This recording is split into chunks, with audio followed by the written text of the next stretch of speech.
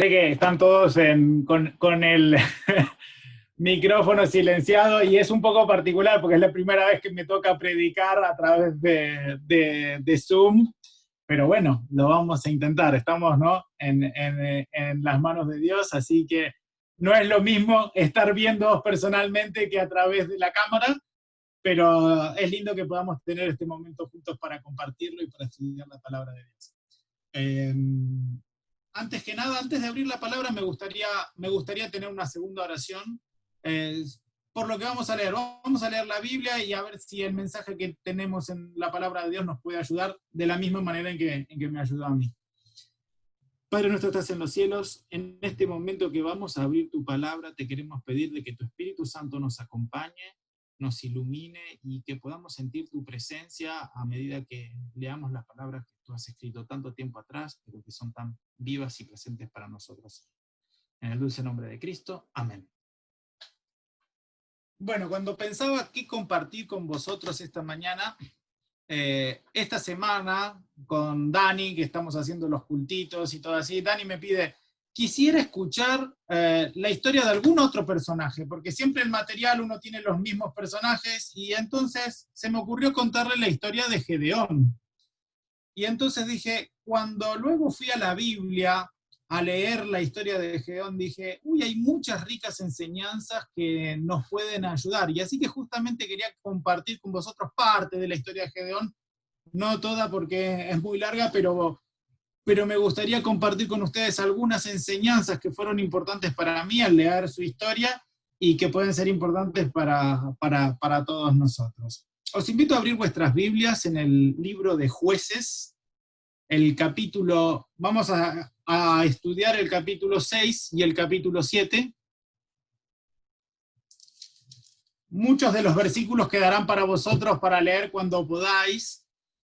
Vamos a ir leyendo los versículos principales de donde más enseñanzas podremos extraer, y de otros versículos simplemente los iremos contando sin ir al detalle. Empiezo con el versículo 1. Jueces capítulo 6, versículo 1. Los hijos de Israel hicieron lo malo ante los ojos de Jehová, y Jehová los entregó en mano de Madián por 7 años.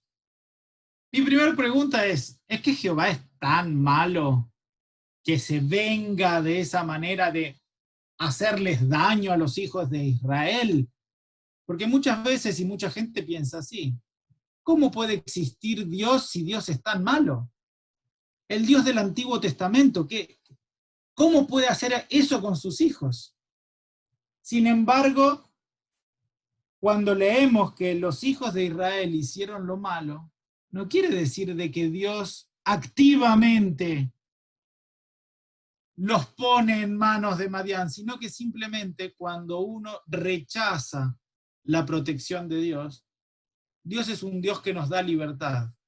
Dios es un Dios que nos ama tanto que nos da la posibilidad de elegir qué es lo que queremos. Y aún así nos protege,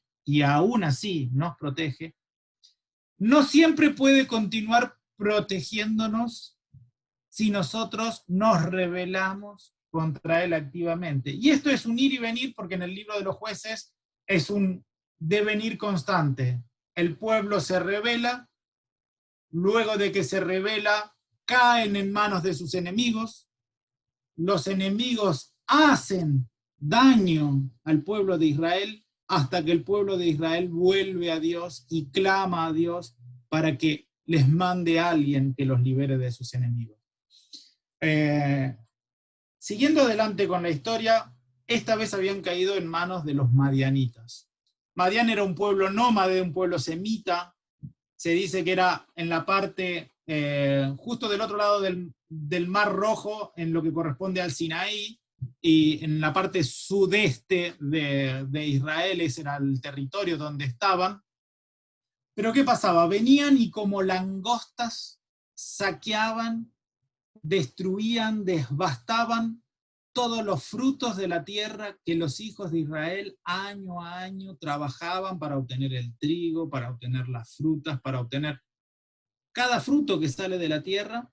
era devastado y saqueado por este pueblo que venía una vez al año y se llevaba todo. Y el pueblo no daba más. Por 7 años estaban en esta misma rutina constante, hasta que el pueblo, en el versículo 7 dice, y cuando los hijos de Israel clamaron a Dios a causa de los madianitas, Jehová les manda primero un profeta. Este profeta los amonesta y les dice, muy bien, tantas obras hizo Dios por vosotros, sin embargo, al final del versículo 10 dice, sin embargo, vosotros no habéis obedecido mi voz. El pueblo clama, pero Dios les recuerda, atentos, mi promesa está todavía viva. Mi promesa y mi pacto, ¿no? Yo seré vuestro Dios y vosotros seréis mi pueblo. Ese era el pacto de Dios con su pueblo, estaba en pie, pero el pueblo no había cumplido con su parte. El pueblo no había obedecido la voz de Dios. Entonces es que Dios se acerca y elige a una persona. Y es sobre esto que yo pude extraer muchas lecciones para mí, y es las que quería compartir con vosotros. Dios se acerca a buscar a alguien que se llamaba Gedeón. Vamos a leer a partir del versículo 11 y vamos a ir extrayendo estas lecciones. Y vino el ángel de Jehová y se sentó debajo de la encina que está en Ofra. ¿Quién era el ángel de Jehová?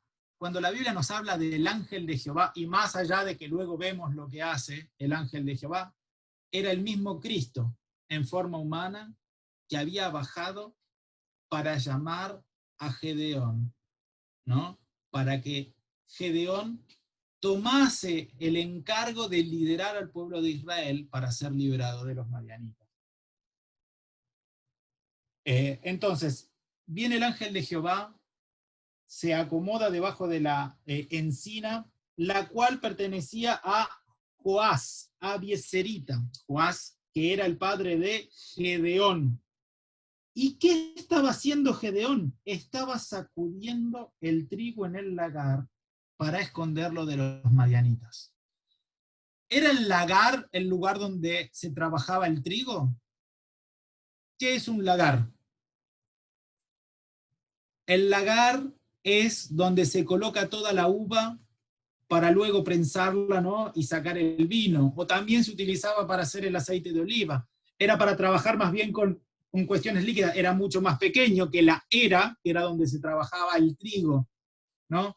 Sin embargo, el lagar estaba junto a los viñedos. Y Gedeón astutamente había llevado, ¿no?, el trigo al lagar porque sabía que allí estaría mucho más protegido para poder trabajarlo y para poder esconderlo cuando vinieran los saqueos de los madianitas. Pero mi pregunta es la siguiente: ¿qué estaba haciendo Gedeón? Estaba trabajando, estaba ocupado, estaba cumpliendo con sus responsabilidades. Es muy interesante porque muchas veces como cristianos pensamos de que Dios nos tiene que llamar cuando nosotros nos cruzamos de brazos. Nosotros decimos, bueno, yo voy a esperar que Dios me llame cruzado de brazos. Cada uno de nosotros tiene responsabilidades distintas, tenemos que llevar adelante nuestras familias, tenemos que trabajar, tenemos que hacer montones de cosas. Pero si lo cumplimos fielmente, ¿no?, el Señor lo ve, aún aquellas cosas habituales que hacemos. Cuando Jesús llama a Pedro, ¿qué estaba haciendo Pedro? Pescando. Cuando Jesús llama a Moisés, ¿qué estaba haciendo? Estaba pastoreando las ovejas. Cuando Jesús llama a Mateo, ¿qué estaba haciendo? Cobrando impuestos. Cada uno estaba cumpliendo con su responsabilidad, estaba trabajando. No eran personas ociosas, no eran personas que estaban cruzadas de brazos. Y Cristo se acerca a llamar a Gedeón, que estaba ocupado cumpliendo con sus responsabilidades, intentando ocultar, ¿no?, el trigo de esta plaga que eran los madianitas que saqueaban todas las pertenencias del pueblo de Israel. Vamos al versículo 12 y entonces dice, y el ángel de Jehová se le apareció y le dijo, Jehová está contigo, varón esforzado y valiente. Aquí encontramos otras dos hermosas características de Gedeón. ¿Cómo era? Esforzado y valiente. Y a mí enseguida se me vino a la mente un personaje que aparece un libro antes, ¿no? El libro de Josué, capítulo 1, versículo 9. Mira que te mando que te esfuerces y seas valiente, ¿no? Dios le manda a Josué que se esfuerce y que sea valiente. Y aquí encontramos que a Gedeón les otorga las mismas características, ¿no? Varón esforzado y valiente. Entonces, mira que te mando que te esfuerces y seas valiente, no temas ni desmayes, porque Jehová tu Dios estará contigo donde quiera que vayas. Te mando que te esfuerces y que seas valiente, porque Dios estará contigo donde quiera que vayas. Fíjense lo que dice el versículo 12. Al revés, Jehová está contigo, ya está contigo ahora, varón esforzado y valiente. Jehová reconoce estas características en Gedeón. Y hablando de estas características, ¿qué significa ser esforzado? ¿Qué significa ser valiente? Yo os doy qué es lo que yo interpreté a partir de qué es ser esforzado y qué es ser valiente. Esforzarse es dar todo de sí mismo, sin reservarse nada. Eso es lo que nos pide Dios. A veces nos esforzamos y queremos ver frutos de nuestro trabajo, y no siempre es así. Yo me acuerdo cuando estudiaba para los exámenes, mi mamá no me pedía, me decía, si tú estudias, lo más importante no es el resultado que obtengas, sino lo más importante es que hayas dado todo lo que tú podías dar. Luego el resultado vendrá después. Esforzarse significa dar todo de sí mismo, y ser valiente es estar dispuesto a asumir los riesgos sin quedarse atrás. Y cuando yo pienso en mí, por ahí, esforzarme no es tanto el problema. Sí, ser valiente un poco, a veces asumir ciertos riesgos es un poco más complicado, porque requiere ese salto de fe que a veces nos falta para poder enfrentar. Pero ¿qué era lo principal? Que Jehová estaba con él, y Jehová se lo garantiza, ¿no? Dice, utiliza el presente, Jehová está contigo ahora, varón, esforzado y valiente. Así como la promesa que le había hecho a Josué, si él se esforzaba y era valiente, que iban a obtener la tierra, esa misma promesa ya la ve cumplida en Gedeón. Pero Gedeón responde con una pregunta validísima, que es una pregunta muy actual y que es una pregunta que muchas veces no tenemos respuesta. Leamos el versículo 13, dice, y Gedeón respondió, ay, Señor mío, si Jehová está con nosotros, ¿por qué nos ha sobrevenido todo esto? ¿Y dónde están sus maravillas que nuestros padres nos han contado diciendo, ¿no nos sacó Jehová de Egipto? Y Jehová ahora nos ha desamparado y nos ha entregado en mano de los madianitas. Sí, Señor, tú me dices que tú estás conmigo, pero yo miro alrededor y lo único que veo son problemas. Veo que los madianitas vienen y se apoderan de nuestras pertenencias. Veo que apenas podemos dar de comer a nuestros hijos. Veo que es difícil tener trabajo, es difícil tener recursos. En esta misma situación vemos que hay una pandemia que está sucediendo. Si tú dices que estás con nosotros, ¿por qué? ¿Por qué es que pasa lo que pasa? ¿Por qué nos ha sobrevenido esto? ¿Por qué es tan difícil llegar a fin de mes, Señor? Tú dices que estás conmigo, que soy esforzado, que soy valiente, pero ¿dónde estás? Esto sería todo un tema para otro sermón. Yo simplemente quería compartir con vosotros que la respuesta que yo he encontrado para la pregunta de Gedeón, yo la he encontrado en el Salmo 73, versículos 25 y 26. Salmo 73, versículos 25 y 26. ¿A quién tengo yo en los cielos sino a ti? Y fuera de ti, nada deseo en la tierra. mi carne y mi corazón desfallecen, mas la roca de mi corazón y mi porción es Dios para siempre. No importa lo que pase. Lo único que deseo es Dios para siempre. Si ponemos a Dios en primer lugar, como primera prioridad en nuestras vidas, dejemos que el resto se ocupe Él. La pregunta de Gedeón es la pregunta que muchas veces le hacemos a Dios. Yo mismo se la hice, tantas veces a Dios. ¿Por qué? Y Dios contesta de la misma manera, ¿no? Dios contesta siempre de la misma manera. Y fíjense cómo le contesta en el versículo 14. Y mirándole Jehová, dice el versículo 14. Y mirándole. Me encanta porque utiliza y mirándole Jehová. ¿Ustedes recuerdan otras miradas de Jehová? Yo siempre me vienen a la mente, ¿no? Esa mirada de ternura de Jesús mirando al pueblo, ¿no? Que dice, y tuvo compasión de ellos. O la mirada de Jesús apenas Pedro le había negado, ¿no? Que Jesús lo mira, Pedro justo le había negado y lo entiende todo. Yo creo que esa mirada de Jesús tiene que haberle dado la respuesta que Gedeón estaba necesitando para esa pregunta.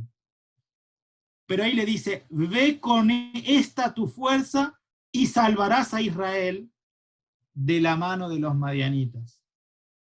Es interesante porque Gedeón conocía las promesas de Dios. No estaba impreparado en respecto de que conocía a Dios. Conocía a Dios, porque conocía lo que Dios había hecho por sus padres y los padres de sus padres, habiéndolos liberado del yugo de Egipto. Pero él dice, ¿dónde está ahora? Y ahora le dice, ahora eres tú, Gedeón, el que tienes que llevar a mi pueblo a la liberación. Y es interesante cómo termina el versículo 14, dice, no te envío yo. El poder estaba en Gedeón, en sus características, en que conocía a Dios. El poder estaba en que Jehová lo estaba enviando. ¿No? Hoy hablábamos en la lección, ¿no? De la comisión, ¿no? De la misión que tenemos. ¿Quién nos manda? El poder no está en nosotros. El poder no está en nosotros. No tenemos poder para convertir ni un solo alma, a nadie. El único que puede cambiar un corazón es Dios. Y el poder de todo lo que nosotros podamos hacer solo viene cuando nos ponemos en manos del Señor. No te he enviado yo, no te envío yo. Jehová asume la responsabilidad de haber elegido a Gedeón, de ponerlo al frente, de liderar a Israel para que sea librado de los mandamientos. Pero el poder estaba única y exclusivamente en aquel que los había enviado. Entonces, el versículo 15 me hace acordar mucho a las excusas que ponía Moisés, ¿no? Entonces le respondió, ay Señor, ¿con qué salvaré yo a Israel? Claro, si yo me miro a mí mismo, yo soy un instrumento imperfecto. ¿No? Dice, he aquí que mi familia es pobre en Manasés y yo soy el menor de la casa de mi padre. O sea, soy pobre. ¿Cómo voy a obtener los recursos para hacer lo que tenga que hacer? 2. De la casa de mi padre soy el menor, o sea, el que menos autoridad tiene. ¿Cómo voy a ser yo la persona elegida para liberar a Israel? ¿No? Por mis condiciones intrínsecas, por lo que soy yo, no puedo hacer nada. ¿No? Pero ¿qué es lo que dice el versículo 16? Dice, Jehová le dijo, ciertamente yo estaré contigo y derrotarás a los madianitas como a un solo hombre. Reafirma Jehová la misma confianza que le había dicho antes. Porque yo te envío, yo estaré contigo. Y a mí me gusta pensar porque en el versículo 12 le había dicho, Jehová está contigo ahora. Pero aquí en el versículo 16 le dice, yo estaré contigo, ciertamente yo estaré contigo. O sea, estoy contigo ahora y estaré contigo en el futuro, si confías en mí. Esa confianza que nos da Dios de estar con nosotros, aún en los momentos de mayor dificultad, y aún ante los desafíos más grandes que podamos tener, es lo que da certeza en nuestro corazón de que hagamos lo que hagamos, tenemos que confiar en aquel que nos envía. Dejar de confiar en nosotros mismos y pasar a confiar en aquel que es el dador y es el que nos da la misión que tenemos que llevar adelante. Quería compartir con ustedes una cita de Elena White en Patriarcas y Profetas, 535, que dice: el jefe a quien Dios había escogido para derrotar a los madianitas no ocupaba un puesto eminente en Israel. No era el príncipe, ni sacerdote, ni levita. Se consideraba como el menor en la casa de su padre, pero Dios vio en él a un hombre valiente y sincero. No confiaba en sí mismo. Importante, ¿no? No confiaba en sí mismo. Y estaba dispuesto a seguir la dirección de Dios. Eso es lo más importante. Gedeón no confiaba en sí mismo, no confiaba en sus propios recursos, pero confiaba en la dirección de Dios. Dios no escoge siempre para su obra a los hombres de talentos más destacados, sino a los que mejor puede utilizar. Delante de la honra está la humildad, dice Proverbios 15:33. El Señor puede obrar más eficazmente por medio de los que mejor comprenden su propia insuficiencia y quieran confiar en Él como su jefe y la fuente de su poder. O sea, aquellos que en sí mismos descubren que son insuficientes, que no confían en sí mismos, que se ponen absolutamente en manos de Dios, en ellos es en los que Dios más confía para llevar adelante sus propósitos. Dice, los hará fuertes mediante la unión de su debilidad con su propio poder y sabios al relacionar la ignorancia de ellos con su sabiduría. Cuando yo descubro que soy ignorante, es que tengo espacio para la sabiduría de Dios. Si yo me considero que soy sabio en mi propia opinión, no tengo espacio para que Dios pueda aportar en mí su sabiduría, porque yo ya considero que esa sabiduría viene de mí. Es muy importante la humildad y el reconocer a nosotros mismos cuáles son nuestras debilidades y cuáles son nuestras insuficiencias, para dejar que Dios actúe y obre en nosotros. Si su pueblo cultivara la verdadera humildad, el Señor podría hacer mucho más en su favor. Ahora está hablando de nosotros, como pueblo adventista. Pero son muy pocos aquellos a quienes se les puede confiar alguna responsabilidad importante o darles éxito sin que confíen demasiado en sí mismos y se olviden de que dependen en absoluto de Dios. Este es el motivo por el cual, al escoger los instrumentos para su obra, el Señor pasa por alto a los que el mundo honra como grandes, talentosos y brillantes. Con demasiada frecuencia son orgullosos y presumidos. Se creen competentes para actuar sin el consejo de Dios. ¿A quiénes escogió Jesús para ser sus discípulos?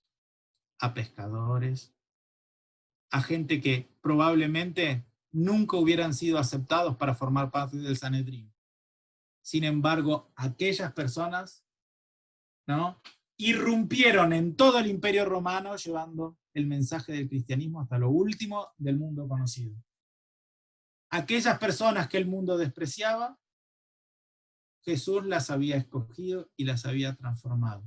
Y Jesús de esa manera quiere escogerte a ti, quiere escogerme a mí, así como escogió a Gedeón, ¿no? En donde encuentra debilidad, en donde encuentra espacio para aportar su sabiduría, es donde el Señor obra mejor.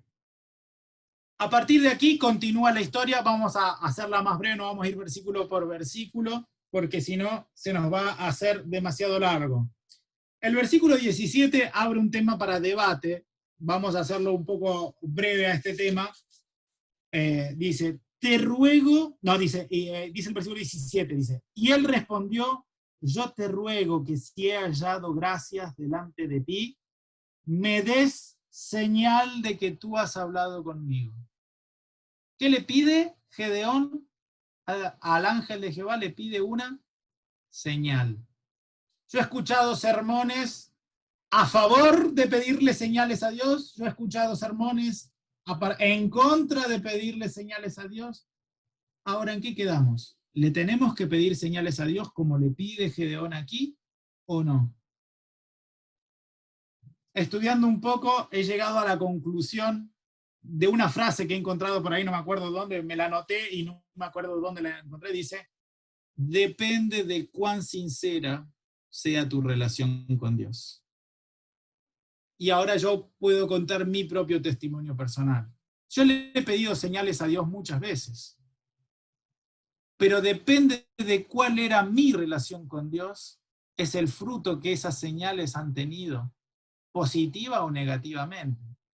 Me acuerdo una vez haberle pedido señales a Dios y que Dios me decía que no, y yo le continuaba a pedir nuevas revisiones de la señal para que Dios me respondiera como yo quería. ¿Es esa la señal que pide Dios que le pidamos? ¿No? Que si nuestra relación con Dios es frágil, la señal puede ser mal interpretada y nos puede llevar por malos caminos, ¿no? Ya habíamos hablado, cuando hablábamos de estudiar la Biblia, de que si yo digo a la Biblia, Señor, háblame, y la abro en cualquier versículo, y ahí dice, Judas se ahorcó, ve tú y haz lo mismo, ¿no? Puede llevarnos por el mal camino, ¿no? Entonces, ¿qué señales le tenemos que pedir a Dios? ¿No? Depende de la relación que tengamos con Él. ¿Cuál es nuestra relación con Dios? Define la manera en que Dios nos habla. Dios nos habla a través de muchas cosas. Dios nos habla a través de su palabra, que es el mensaje más fuerte. Por eso cualquier cosa que pidamos no tiene que ir en contra de lo que está escrito aquí, ¿no? Dios nos habla a través de su espíritu, Dios nos habla a través de sus hijos, y Dios nos habla a través de la providencia, a través de sus acciones en nuestra vida personal. Dios actúa hoy, conmigo y contigo. Pero depende de esa relación que tengas tú con Dios, lo que va a definir que esa señal pueda ayudarte o pueda perjudicarte. En el caso de Gedeón es interesante porque no es que le pide una sola vez, le pide varias veces y Dios le da señales adicionales después, ¿no? La primera situación que pasa es, el ángel de Jehová queda allí, digo, quédate aquí que te traigo algo para comer, ¿no? La clásica hospitalidad de ese tiempo. Prepara un cabrito, prepare panes sin levadura, trae un caldo y el ángel de Jehová le dice, ponlo aquí sobre esta peña. Lo pone allí sobre la peña, a la carne, a los panes sin levaduras, vierte el caldo sobre eso, y ¿qué hace el ángel de Jehová? Consuma esa ofrenda, la consuma. De esa manera queda clara que esa ofrenda había sido aceptada y que esa señal era que el mismo ángel de Jehová había hablado con él, ¿no? Y entonces en ese momento dice el 22, viendo entonces Gedeón que era el ángel de Jehová, Señor Jehová, que he visto al ángel de Jehová cara a cara, ¿no? Y dice el versículo 13, pero Jehová le dijo, pasa a ti, no tengas temor, no morirás. Gedeón se da cuenta que había hablado con el ángel de Jehová cara a cara y tenía temor por su vida. Pero Jehová le transmite paz, tranquilo, tranquilo, acepto, ¿no? tu situación. Luego Dios le pide algo específico. Para poder cumplir con esa promesa de liberación tenía que quitar la idolatría que estaba no solamente en su pueblo, sino también en su propia familia, ¿no? Le pide destruir el altar de Baal, ¿no? A partir de los versículos siguientes cuenta cómo destruye el altar de Baal. Me gustó mucho la imagen de que corte, ¿no? La imagen de acera que estaba hecha de madera, y con esa madera construya un altar a Jehová, y con esa madera sacrifique un toro, ¿no? Que haga un altar de sacrificio. Es todo un tema, el tema de que él, no siendo sacerdote, hace un sacrificio, y es todo un tema aparte de discusión, no lo vamos a tocar en este momento. Pero en este momento Jehová le pide que haga eso, y entonces Gedeón cumple con eso. Destruye el altar de Baal, destruye la imagen de Acera con esa leña que quedó, esa madera que había quedado, la utiliza para el sacrificio del nuevo altar de Jehová que había construido con un toro allí, lo hace todo de noche. Y a la mañana siguiente el pueblo está desesperado. Piden la cabeza de Gedeón. Dicen, Gedeón tiene que ser ejecutado. Esto no puede seguir así. Y es muy interesante porque Joás, quien había construido esa imagen, Joás, el padre de Gedeón, dice en el versículo 31 unas palabras muy importantes. Dice, si es un Dios, si Baal es un Dios, contienda por sí mismo con el que derribó su altar. O sea, ¿quién va a salir a defender a Baal como Dios si no puede defenderse a sí mismo? ¿No? Entonces el pueblo aplaca así su ira en contra de Gedeón y reconocen que esos dioses eran falsos, que esos dioses no tenían ningún sentido. Pero en toda esta sección, a mí la lección más importante que encontré es que para poder liberar a Israel había que quitar la idolatría. Si no, Dios no podía liberar a Israel. Había que quitar esas cosas que se interponían entre el pueblo y Dios. ¿Y qué eran esas cosas? Otros dioses. Nosotros por ahí hoy no nos arrodillaríamos delante de Baal y no nos arrodillaríamos delante de Acera. Pero es verdad que hay muchas otras cosas que ocupan el lugar de Dios en nuestras vidas. Hay muchas otras cosas que toman ese primer lugar y en vez de estar Dios como primera cosa en nuestra vida, damos lugar a otras cosas, a bienes materiales, a ídolos que podamos tener, personas que sigamos o tantas otras cosas que distraen nuestra atención de la única cosa que es verdaderamente importante, que es nuestro Dios. Pero bueno, una vez que actúa Gedeón, que destruye esto, entonces toca el cuerno, no dice el versículo 34, entonces el Espíritu de Jehová vino sobre Gedeón, y cuando éste tocó el cuerno, los abiezeritas se reunieron con él, ¿no? Toca el cuerno y luego manda mensajeros por varias tribus de Israel para que se reúnan con él. Pero entonces, mientras estaba esperando de que vengan todos, es interesante porque dice, movido por el Espíritu de Dios, Gedeón pide una última señal, ¿no? Una última señal que es una señal doble, podríamos decir. Dice, y voy a colocar un vello de lana en la era, y mañana, ¿no? Si el vello está mojado y el suelo está seco, quiere decir que tú estarás conmigo. A la mañana siguiente lo encuentra así. Y es interesante porque en el versículo 39 dice, no se encienda tu ira contra mí, si aún hablaré esta vez, solamente probaré ahora otra vez con el vellón. Nuevamente pone el vellón y le dice, Dios, para mañana, si cae el rocío y todo está mojado y el vellón está seco, entonces verdaderamente sé que tú estarás conmigo. Y así como él pidió, así sucedió. Así que Gedeón tenía la plena confianza de que Dios iba a actuar. Y menos mal que le había pedido a Dios esa plena confianza, porque lo que venía ahora era muy difícil de asimilar. Llegaron 32.000 de diferentes tribus para pelear contra Madián. ¿Y qué le dice Dios en el versículo 2? El pueblo que está contigo es mucho para que yo entregue a los madianitas en su mano.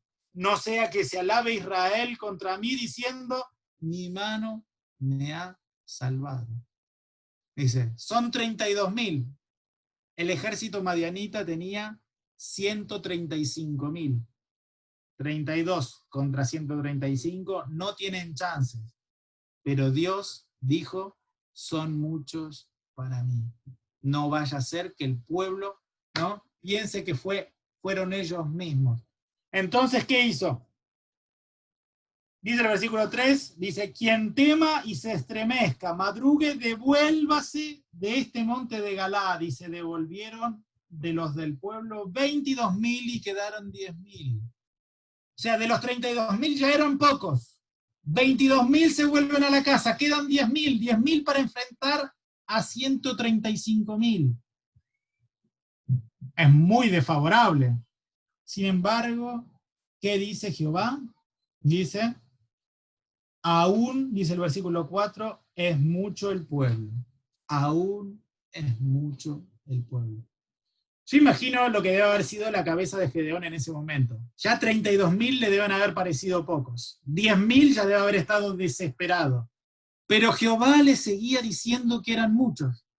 Pero él había decidido confiar en Jehová.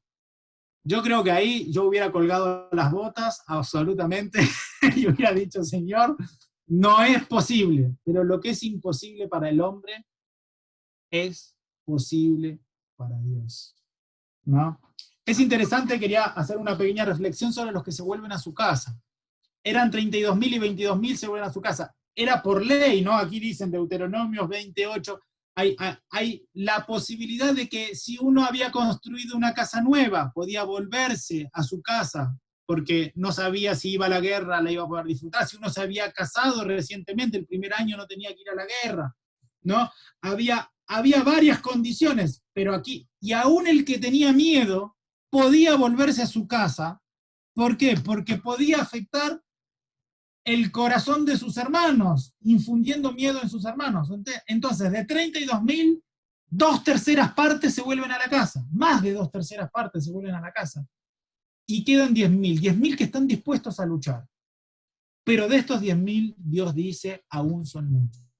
Y da una condición, dice, fíjate, los llevas a tomar agua. Aquellos que cogen el agua, ¿no? Y la languetean como perros, aquellos he escogido yo.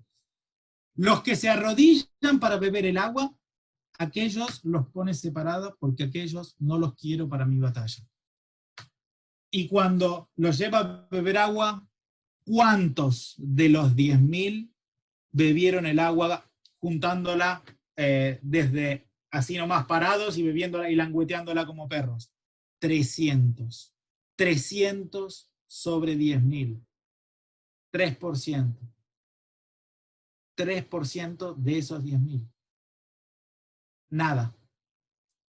Y entonces con 300 hombres Jehová iba a cumplir su palabra de liberar a Israel. Dice el versículo 7, entonces Jehová dijo a Gedeón, con estos 300 hombres que lamieron el agua os salvaré y entregaré a los madianitas en tus manos.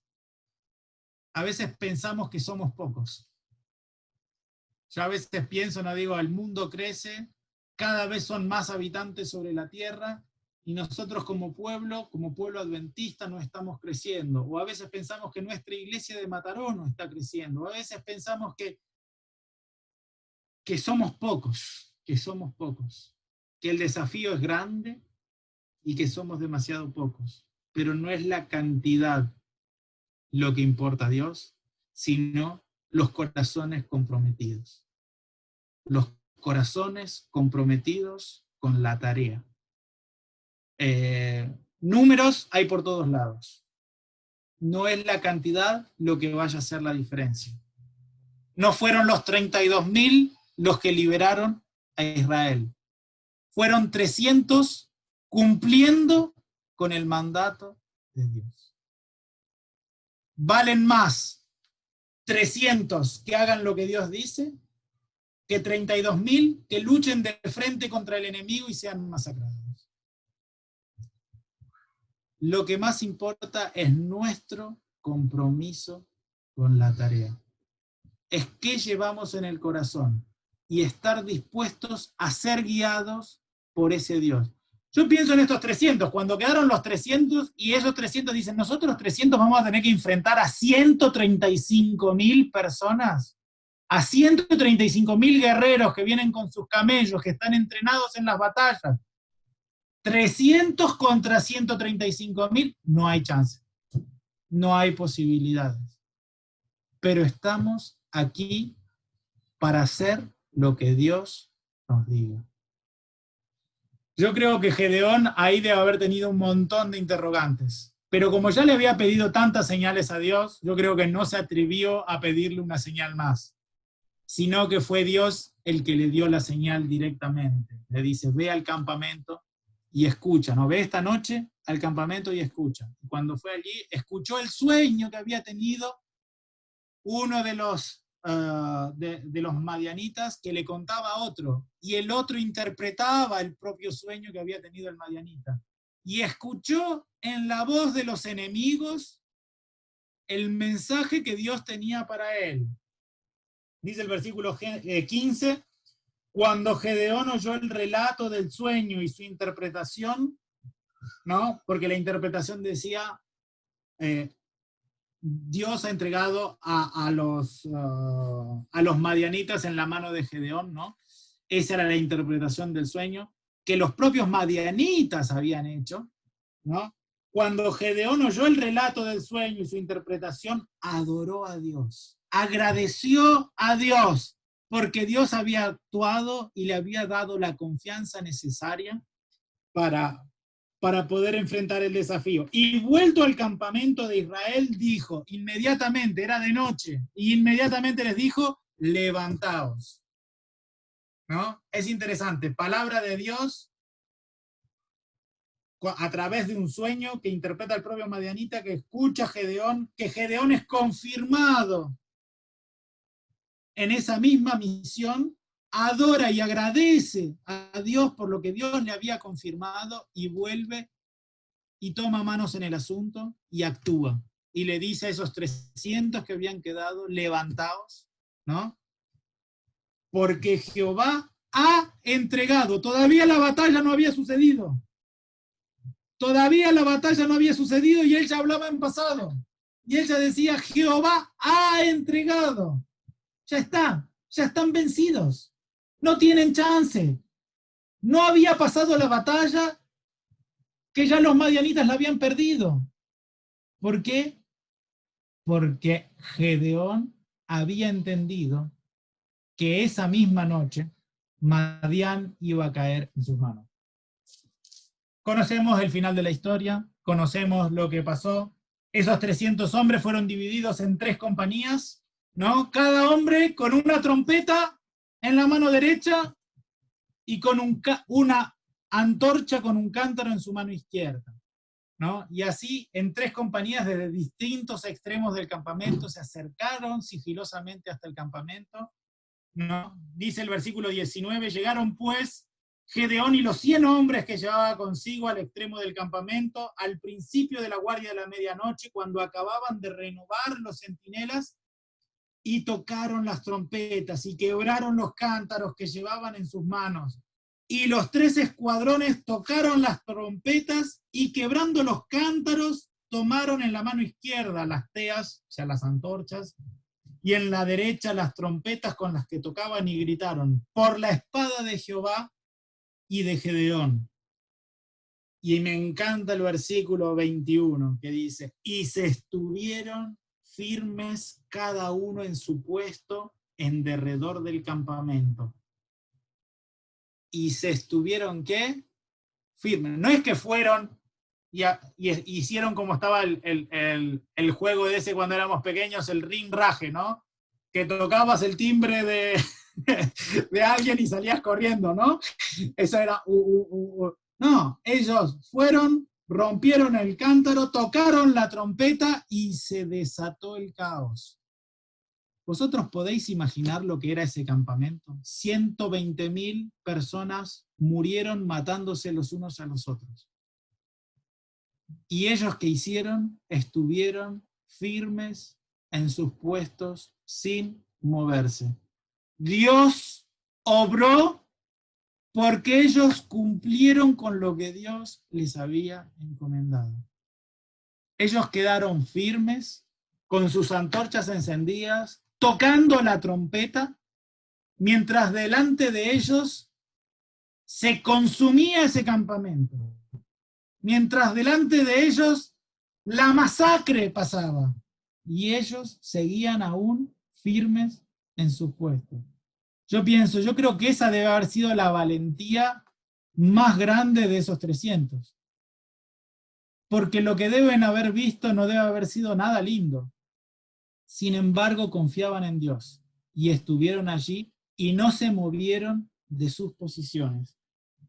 Dice, entonces todo el ejército echó a correr, el ejército de los madianitas, dando gritos y huyendo, y los 300 tocaban las trompetas, y Jehová puso la espada de cada uno contra su compañero en todo el campamento. Los madianitas se mataron unos a otros. No tuvo que intervenir ninguno de los 300.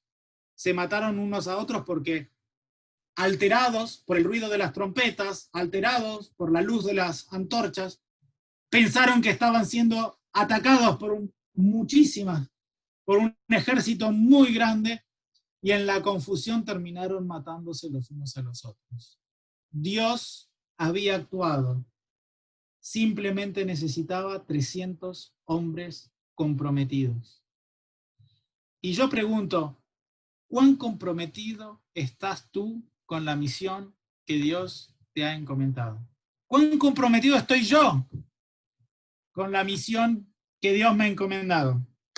Yo cuando pienso, ¿qué pasaría si yo hubiera sido parte de esos 32.000 que se acercaron a Gedeón la primera vez? Yo probablemente siempre digo, yo no me hubiera ido con los 22.000, pero a los 300 no llegaba. pero ¿cuán comprometido estás tú y cuán comprometido estoy yo con la misión que Dios nos ha dado? Dios nos da constantemente señales y pruebas de que Él camina a nuestro lado. Constantemente nos hace saber de que Él está con nosotros. De que no obstante que vemos que el mundo se desmorona delante de nuestros ojos, Él está a nuestro lado. ¿Puedes tú sentir eso? ¿Confías verdaderamente en que Dios está contigo? Porque yo verdaderamente, viendo que el mundo se desmorona, a veces tengo las mismas dudas que tenía Gedeón, ¿no? ¿Por qué, Señor? Pero Jehová está allí para confirmarnos día tras día de que no obstante que todo se caiga, no obstante que todo se desmorone, Él va a estar allí tomando nuestra mano. Yo quería cerrar diciendo que Dios utiliza instrumentos humanos con sus limitaciones, con sus debilidades, mejor si tienen debilidades y si tienen limitaciones, porque Dios está dispuesto a actuar y a obrar sus milagros y capacitarlos y prepararlos para la tarea. Pero lo importante es que sean esforzados, que den todo de sí mismos y que sean valientes, que estén dispuestos a asumir los riesgos. No importa cuál sea nuestra condición actual, todos podemos ser instrumentos de Dios. No importa si eres pobre, no importa si eres menor de tu casa, no importa de qué nacionalidad eres, no importa de dónde vienes, no importa si eres mujer, si eres hombre, si eres pequeño, si eres alto, si eres fuerte, si eres débil, no importa. Dios puede utilizarte como lo utilizó a Gedeón. Porque el poder de Dios no está en el que Dios llama, sino el poder de Dios está en el que Él envía. El poder de Dios está en Dios. Si yo me pongo en sus manos, Dios va a actuar a través de mí. Si tú te pones en manos de Dios, Dios va a actuar a través de ti. No son necesarias 20.000 personas, 32.000 personas. Es necesaria una persona comprometida, 300 personas comprometidas para poder cumplir con la misión que Dios ha encomendado. Porque el poder estaba en Dios, no estaba ni en Gedeón ni en los 300. El poder no está en ti ni está en mí. El poder está en aquel que nos envía a cumplir su obra. Quería cerrar con el Salmo 37, versículo 5. Encomienda a Jehová tu camino, como Gedeón encomendó su camino, y confía en Él, y tranquilo, que puedes estar seguro que Él hará. Amén.